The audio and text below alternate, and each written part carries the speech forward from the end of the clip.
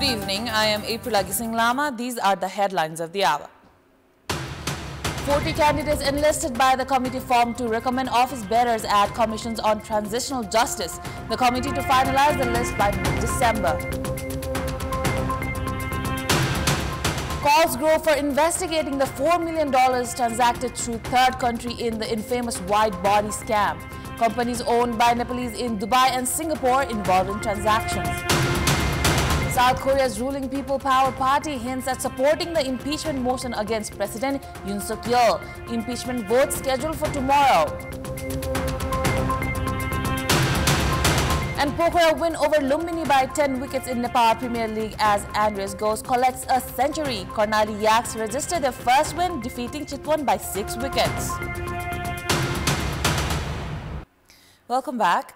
The committee formed to recommend office bearers at the commissions related to transitional justice has enlisted 40 names of recommendations, including 8 for the post of chairperson.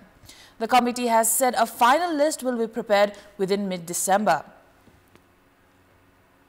A meeting held at the Ministry of Law, Justice and Parliamentary Affairs today decided to publish a brief list of potential candidates.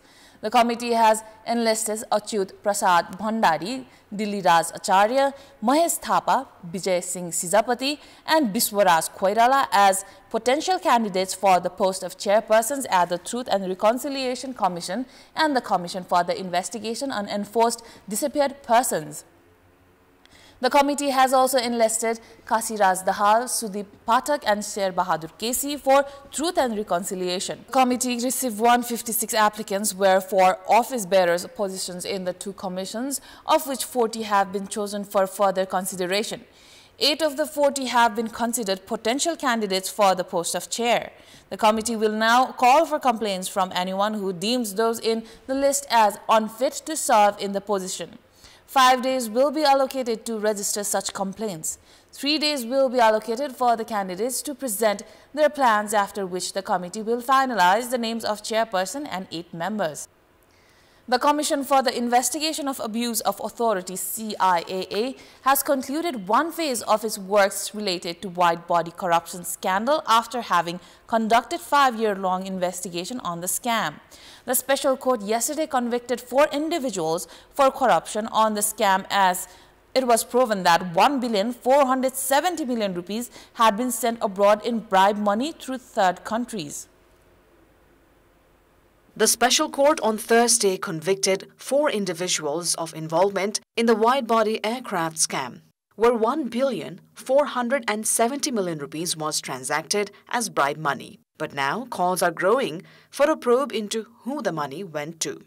Nepal Airlines Corporation had procured aircrafts of 230 tons capacity while paying the amount for 242 tons. Sources say firms and companies owned by Nepalese in Dubai and Singapore have transacted the bribe money. They have highlighted on the transaction between AAR International High-Fly Airlines and German aviation capital. The biggest amount was transacted from High-Fly X Ireland Company, which was established solely for the aircraft procurement by Nepal Airlines Corporation.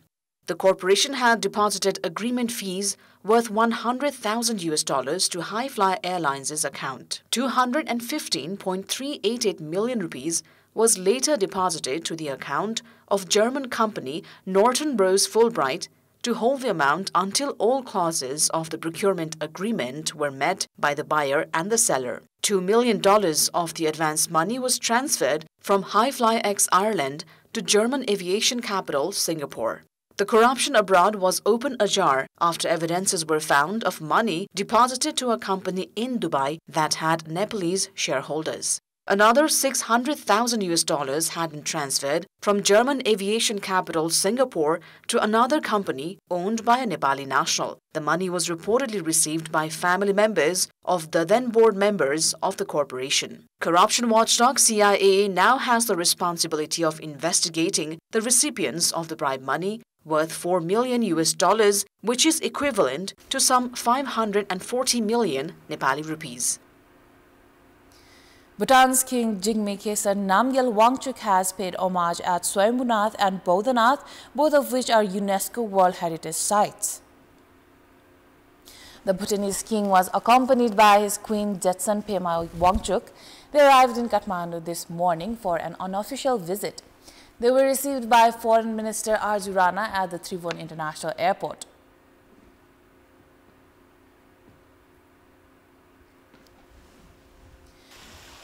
During his visit to Swayambhunath, King Wangchuk was received by officials of the Swayambhu Management and Conservation General Committee.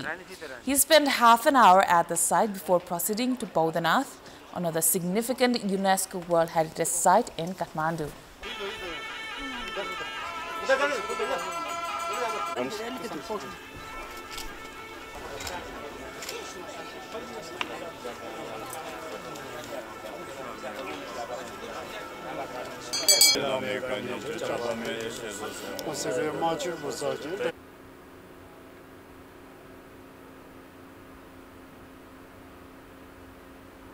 Stakeholders have called for raising political awareness in order to address and control cases of gender-based violence.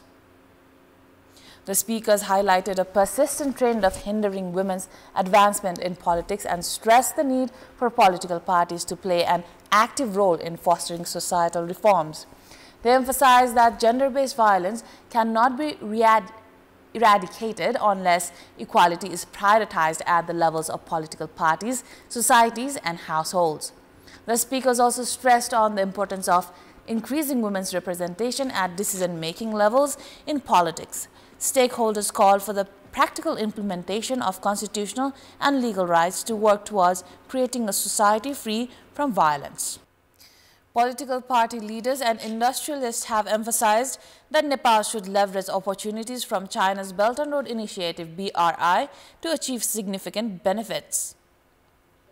At the BRI implementation meeting held in Kathmandu today, participants emphasized that India should not object to Nepal signing the BRI cooperation framework, as the initiative could also benefit India by enhancing Nepal's railways, roads, and overall connectivity. Connectivity भयो भने rail बन्यो भने road बन्यो भने त एक दिनमा चाइनाबाट भारत पुग्छ त्यसैले इन्डियाले पनि बीआरआईबाट तर्सिनु हुँदैन कि नेपालमा के भइरहेको छ नेपालमा हामी चाहे बीआरआई होस् चाहे कुनै परियोजना होस् भारत विरोधी भावनाले प्रेरित योजना हामी स्वीकार गर्दैनौं कनेक्टिभिटी भन्नाले road connectivity air connectivity railway connectivity भन्नाले अब त्यसै गरेर चाहिँ भन्नाले अब टेलिकमको भनौं न उसको चाहिँ भन्नाले चाहिँ कनेक्टिभिटीहरु लगायत चाहिँ कुराहरु र खास गरेर यो आर्थिक तथा यो प्राविधिक चाहिँ हिसाबमा जुन एउटा चाहिँ प्रायोरिटी साथ चाहिँ जुन एउटा उ चाहिँ भागो चाहिँ छ मलाई लाग्छ यो यसले चाहिँ भन्नाले चाइनिज इन्भेस्टरलाई एउटा चाहिँ इन्करेज चाहिँ गरेको चाहिँ छ. The chair of the Federation of Nepalese Chamber of Commerce and Industries, Chandra Dhakal, stated that the BRI project would encourage Chinese investment in Nepal. The participants further highlighted that Nepal should maximize the opportunities offered by the BRI cooperation framework to advance its development goals. Now, in our public voice segment, we have asked in several provinces what measures should be taken to ensure timely completion of infrastructure development projects while ensuring highest quality. Let's take a look at what they had to say.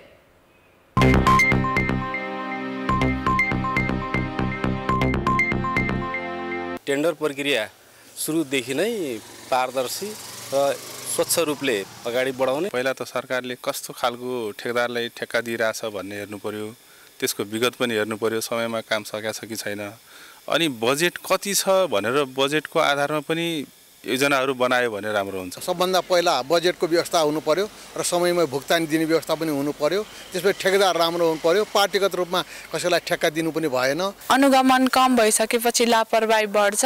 लापरवाहीलाई रोक्नको लागि चाहिँ अनुगमन नै जरुरी हुन्छ. अनुगमनको पाठ र समन्वयकारी भूमिकामा अत्यन्तै महत्त्वपूर्ण लाग्छ मलाई. विकासका योजनाहरूमा जनप्रतिनिधि र राज्यको अनुगमन राम्रो हुनुपर्छ. नेपालमा स्थिर सरकार नभएको हुनाले यो काम कुनै नभएको र नेपाललाई राम्रोसँग गर्ने हो भने प्राइभेट सेक्टरलाई लिजमा दिदियो भने राम्रो हुन्छ. टाइमली पेमेन्ट छैन.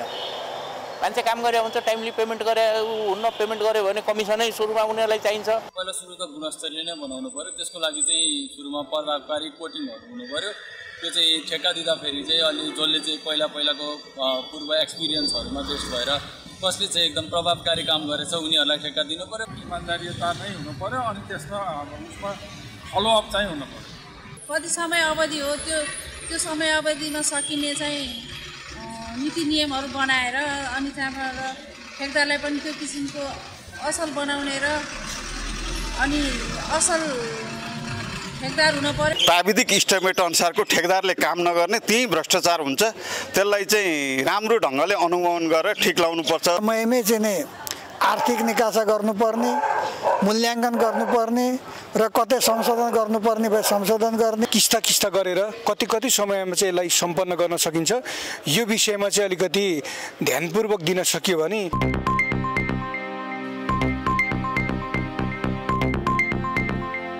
It is time for international news.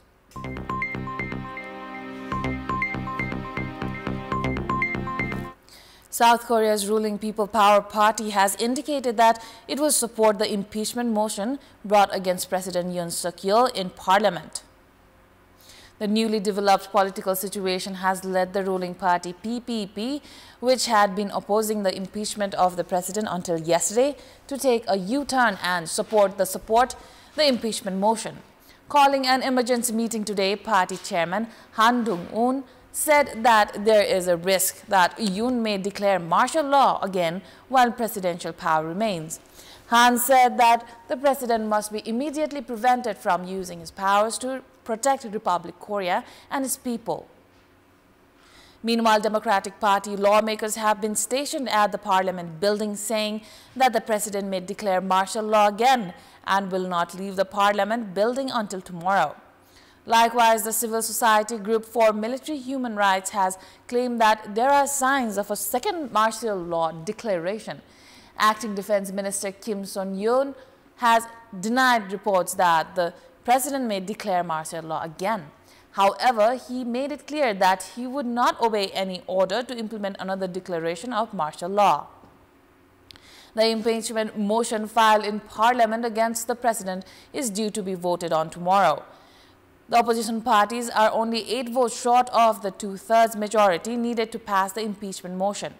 With the ruling party also supporting the impeachment motion, the motion is almost certain to pass.